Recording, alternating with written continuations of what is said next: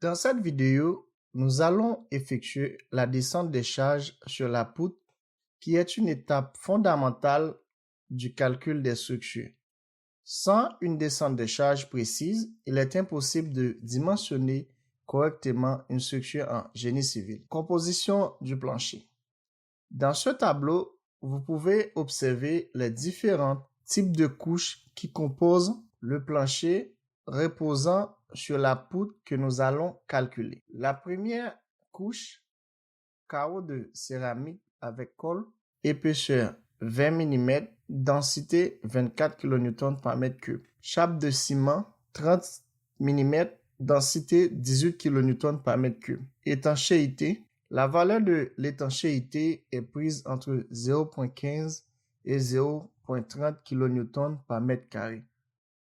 Béton agile expansé, épaisseur 50 mm, densité 8 kN par mètre cube.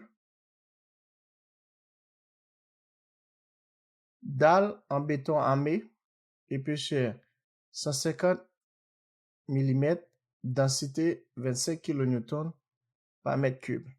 Il est important de noter que la composition du plancher peut varier selon les matériaux utilisés, leur épaisseur et leur densité respective. La densité des matériaux représente la masse d'un matériau par unité de volume. Autrement dit, elles permettent de savoir si un matériau est léger ou lourd. La densité permet de calculer le poids propre des éléments, déterminer les charges permanentes, dimensionner correctement les éléments structuraux. Sans la densité, il n'y a pas de descente de charge fiable parce que chaque matériau possède son propre poids volumique.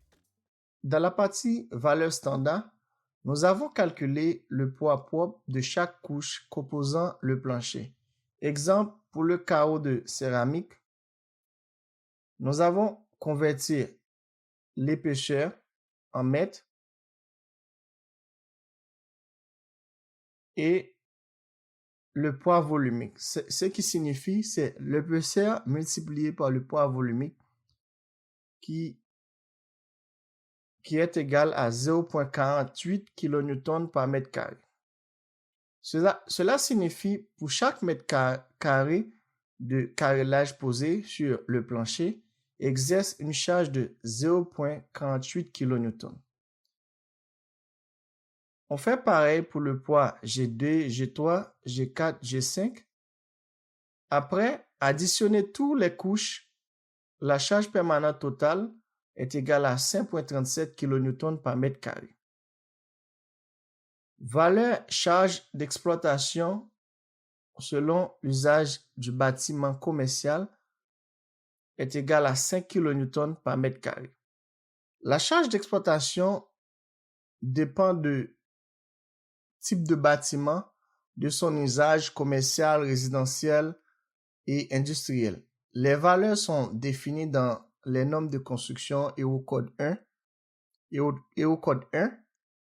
Donc, cela signifie, si vous êtes étudiant en génie civil, vous devez apprendre à lire les normes et comprendre comment les utiliser. Et il faut bien comprendre la notion densité des matériaux pour pouvoir calculer correctement la descente des charges. C'est la fin de cet épisode. N'oubliez pas de vous abonner et de partager la vidéo et d'activer la cloche de notification pour ne rien manquer au prochain épisode.